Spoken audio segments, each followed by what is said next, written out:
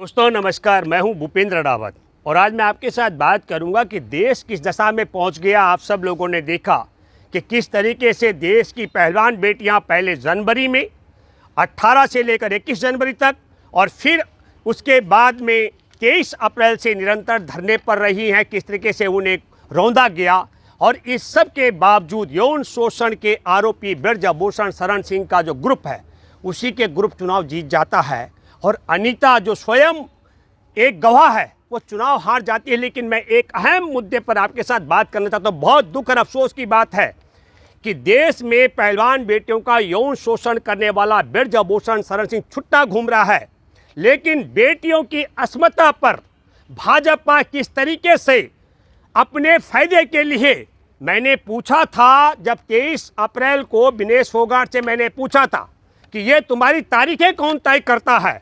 ये तारीखों की क्रोनोलॉजी मैं आपको बताना चाहता हूँ। पहली बार 18 जनवरी को जब पहलवान जंतर मंतर धरने पर पहुंचे, उससे पहले जो कन्याकुमारी से 7 सितंबर को राहुल गांधी की भारत जोड़ो यात्रा शुरू हुई थी, 17 जनवरी को सुरक्षा एजेंसियों ने राहुल गांधी को आगाह किया था, कहा था कि जम्मू कश्मीर में तुम्हारी जान को खतरा है, तुम पैदल यात्रा नहीं करोगे, तुम्हें गाड़ियों पर चलना पड़ेगा। राहुल गांधी ने सुरक्षा एजेंसियों की सलाह को नकार दिया था। इसलिए आनन फानन में यौन शोषण से पीड़ित बेटियों की आवाज उठाने के लिए 30 पहलवान राजधानी दिल्ली में संसद की चौखट के सामने बैठते हैं 18 तारीख से। और जब 20 तारीख को कठवा से आगे जम्मू का जिक्र कर रहा हूं, राहुल की यात्रा पैदल आगे बढ़ती है, तो 21 जनवरी को यह धरना समाप्त हो जाता है। फिर दूसरी क्रोनोलॉजी मैं बताता हूं। आप सबको जानकारी होगी कि हमारे देश में अदानी के खिलाफ आवाज उठाने वाले और हमारे देश में नीरव मोदी और ललित मोदी जैसे डकैतों को चोर बताने वाले राहुल गांधी की सदस्यता छीन ली थी सूरत की निचली अदालत ने। तो सूरत के सेशन कोर्ट में राहुल गांधी ने अपील की थी। 20 अप्रैल को वीरवार का दिन था, राहुल गांधी की अपील खारिज हो गई, 2 साल की सजा कायम रखी गई। तो फिर क्या हुआ? ठीक रविवार को 23 अप्रैल को पहलवान धरने पर आते हैं, क्योंकि राहुल गांधी की अपील गुजरात हाई कोर्ट में करने की बात की गई थी ताकि वो मामला कहीं सुर्खियों में ना आए। पहली बार जम्मू कश्मीर की पैदल यात्रा कर रहे राहुल गांधी, देश की मोदी सरकार जो डर गई है कि आतंकवादी हमला कर सकते हैं, बावजूद इसके राहुल गांधी नहीं डिगे। और तब दूसरी बात आती है कि आनन फानन में राहुल गांधी की सदस्यता छीनी गई थी, उससे ध्यान भटकाने के लिए पहलवानों को बिठाया गया। और तीसरी बात मैं कहना चाहता हूं, अमेरिका में सैन फ्रांसिस्को में राहुल गांधी का 30 मई को प्रेस कॉन्फ्रेंस थी और ठीक उसी दिन पहलवानों से पहलवान जाते हैं कि हम मेडल को गंगा में बहाने जा रहे हैं। और चौथी बात, मैं ये बात इसलिए कहना चाहता हूं कि यौन शोषण करता था ब्रजभूषण शरण सिंह, यह दिल्ली पुलिस की रिपोर्ट में है, अदालतों में पेश की गई है। लेकिन चौथी बात आप देखिए कि सुप्रीम कोर्ट ने पंजाब हाई कोर्ट के द्वारा भारतीय कुश्ती फेडरेशन के चुनाव पर लगी रोक हटा दी थी 4-5 दिसंबर को, लेकिन उसकी तारीख कब मुकर्रर की गई। हमारे देश में सुप्रीम कोर्ट के संवैधानिक बेंच ने फैसला किया था कि हमारे देश में निष्पक्ष चुनाव आयुक्त का चयन करने के लिए भारत का प्रधानमंत्री, लोकसभा में विपक्ष का नेता और सुप्रीम कोर्ट का मुख्य न्यायाधीश होगा। और नरेंद्र मोदी को यह रास नहीं आ रहा था, तो लोकसभा में 21 तारीख को हमारे देश के संवैधानिक बेंच के उस फैसले को बदलने के लिए, चुनाव आयोग को तोता बनाने के लिए बिल पारित कराया जाता है। और ठीक उसी दिन भारतीय कुश्ती फेडरेशन का चुनाव और रिजल्ट डिक्लेयर करा के, ताकि हमारे देश के सुप्रीम कोर्ट के संवैधानिक बेंच के फैसले को रौंद कर चुनाव आयोग के चयन के औचित्य को खारिज कर नरेंद्र मोदी अपने चहेतों को बिठाना चाहते हैं। यह बात दब जाए और बेटियों की अस्मिता की बात उठ जाए।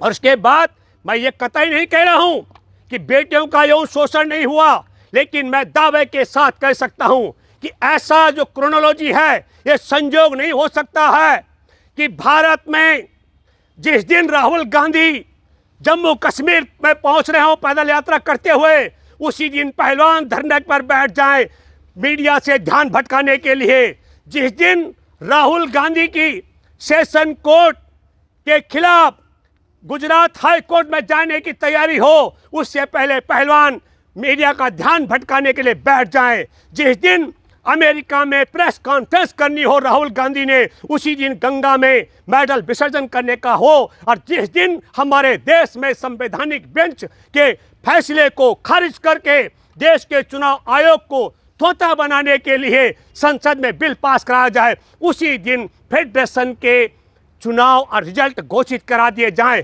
आज आपके सामने है। अब कहा जा रहा है कि नए अध्यक्ष ने एक अपराध कर दिया। 15 साल से छोटे और 20 साल से छोटे जो पहलवान हैं, उनकी प्रतियोगिता गोंडा में रखी है, इसलिए इसका खारिज किया जाता है चयन। अब आपके सामने ये पहली क्रोनोलॉजी है। मैं दूसरी कहना चाहता हूं, दूसरी क्रोनोलॉजी भी आपको समझनी चाहिए। संसद पर 22वीं बरसी पर हमला होता है कि घुसपैठ कराई जाती है। मैं बात करता हूं 22वीं बरसी का, 13 दिसंबर 2001 का जिक्र करता हूं। उस दिन भारत की संसद पर जो हमला हुआ था, तब भी भाजपा की सरकार थी। पुलिस के 5 जवान और संसद के हिफाजत में लगे 2 जवान, पीडब्ल्यूडी का कर्मचारी और सीआरपी की एक महिला कांस्टेबल की शहादत हुई थी। और यह मैं इसलिए कहना चाहता हूं, 2001 का मामला अफजल गुरु ने 2004 में कहा था कि डीएसपी देवेंद्र सिंह पाकिस्तानियों के साथ, आतंकवादियों के साथ मिला हुआ है। डीएसपी देवेंद्र सिंह ने मुझे विवश किया कि मैं कुछ अज्ञात जो जिनको जानता नहीं था उनको लेकर दिल्ली पहुंचूं, उनके लिए गाड़ी खरीदूं और उनके लिए मकान किराए पर लूं। तो कौन ताकत है? 2004 में वो कौन देश के गद्दार थे जिन्होंने अफजल गुरु के इस खुलासे के बाद तमाम अखबारों ने इसको उजागर किया था। भारत की सरकार में, अटल बिहारी वाजपेयी की सरकार में, तब हमारे देश के सुरक्षा की जांच करने वाले में कौन कौन देश के गद्दार थे जिन्होंने जानबूझकर अफजल गुरु के इस पूरे पोल खोल पर ध्यान नहीं दिया। अफजल गुरु फांसी पर चढ़ गया 2013 में, लेकिन मैं जिक्र कर रहा हूं 11 जनवरी 2020 का। हमारे देश में दुनिया ने देखा, डीआईजी अतुल गोयल ने जिस वक्त गिरफ्तार किया था डीएसपी देवेंद्र सिंह को, AK-47 हैंड ग्रेनेड और हिजबुल मुजाहिदीन के 2 आतंकवादी उसके साथ थे। और तब क्या बोलता है डीआईजी को, सर खेल मत बिगाड़िए, ये बड़ा खेल है। और वो खेल क्या था? वो खेल ये था कि देश पर हमला करने वाला, देश की संसद पर हमला कराने वाला, देश की संसद पर हमला करके देश के जवानों को, पुलिस के जवानों को, सीआरपी के जवानों को, संसद की हिफाजत में लगे जवानों को, पीडब्ल्यूडी के कर्मचारी की हत्या कराने वाला डीएसपी देवेंद्र सिंह कहता है खेल मत बिगाड़ो। और खेल क्या था?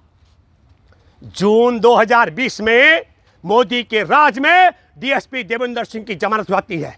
यही नहीं, 2015 में डीएसपी देवेंद्र सिंह पर कश्मीरी आम नागरिकों पर फर्जी मुकदमे बनाने और अवैध वसूली का मुकदमा दर्ज हुआ था।